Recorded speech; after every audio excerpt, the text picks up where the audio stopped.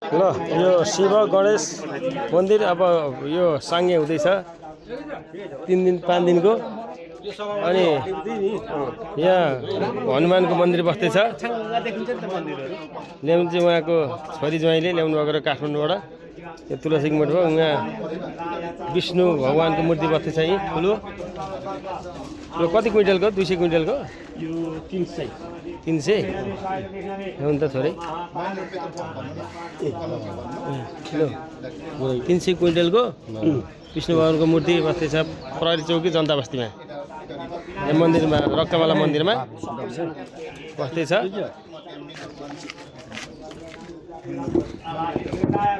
कसले ल्याउनु भएको अरे नाम भन्नु त? ज्वाइँको नाम के?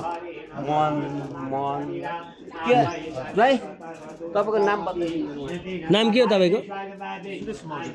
सुरेश महर्जन। दुइटा ल्याउनु भएको तपाईँले? मन्दिर हजुरले ल्याउनु भएको होइन त? यो पनि तपाईँले, यो पनि उहाँकै योगदान ठुलो छ। शनि मन्दिर पनि आउनु हुँदैछ भोलि बिहान। उता पछाडिपट्टि रहन्छ अरे। यहाँ हनुमान मन्दिर बस्नुहुन्छ, यहाँ विष्णु भगवानको मन्दिर यहाँ उतानिर बनाएको ठाउँमा त्यहाँ बस्नुहुन्छ। उहाँको शनिको ठाउँ पनि के नाम के भन्नुभयो? सुरेश महर्जन। काठमाडौँ घर होइन त?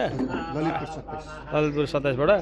उहाँले जो हाम्रो 5 नम्बरमा जनता बस्ती यो रक्तमाला मन्दिरमा चाहिँ ठुलो योगदान पुर्याउनु हुने व्यक्तित्व हुनुहुन्छ। उहाँलाई सम्मान हाम्रो प्रहरी चौकी व्यवस्थापन समितिको तर्फबाट र यो समग्र 5 नम्बर वडावासीको तर्फबाट, समग्र मन्दिरमा आउने भक्तजनको तर्फबाट, मेरो तर्फबाट तपाईँलाई धेरै धेरै शुभकामना दिन चाहे। मैले सँगै नै कामको लागि धेरै धेरै धन्यवाद।